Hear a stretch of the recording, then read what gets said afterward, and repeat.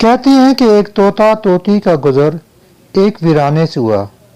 ویرانی دیکھ کر طوطی نے طوطے سے کہا، کس قدر ویران گاؤں ہے؟ طوطے نے کہا، لگتا ہے یہاں کسی الو کا گزر ہوا ہے۔ جس وقت طوطا طوطی باتیں کر رہے تھے، عین اس وقت ایک الو بھی وہاں سے گزر رہا تھا۔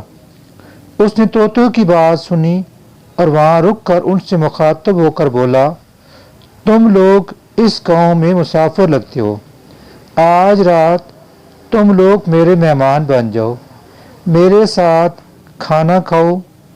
الو کی محبت بھری دعوت سے طوطے کا جوڑا انکار نہ کر سکا اور انہوں نے الو کی دعوت قبول کر لی۔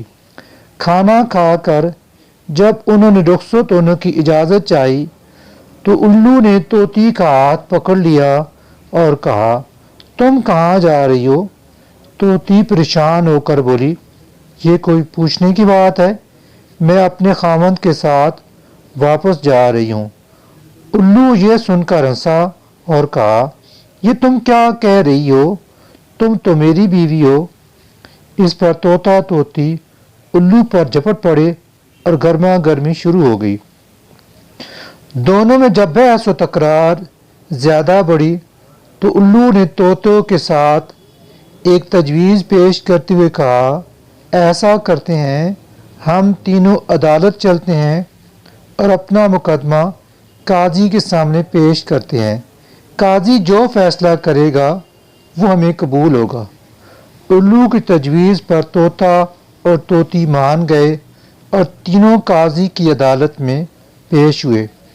قاضی نے دلائل کی روشنی میں الو کے حق میں فیصلہ دے کر عدالت برخاست کر دی۔ طوطا اس بے انصافی پر روتا ہوا چل دیا تو الو نے اسے آواز دی، بھائی اکیلے کہاں جاتے ہو؟ اپنی بیوی کو تو ساتھ لیتے جاؤ۔ طوطے نے حیرانی سے الو کی طرف دیکھا اور بولا، اب کیوں میرے زخموں پر نمک چھڑکتے ہو؟ یہ اب میری بیوی کہاں ہے؟ عدالت نے تو اسے تمہاری بیوی قرار دے دیا ہے۔ الو نے طوطے کی بات سن کر نرمی سے کہا، نہیں دوست، طوطی میری نہیں تمہاری ہی بیوی ہے۔ میں تو تمہیں صرف یہ بتانا چاہتا تھا کہ بستیاں الو ویران نہیں کرتے، بستیاں تب ویران ہوتی ہے جب وہاں سے انصاف اٹھ جاتا ہے۔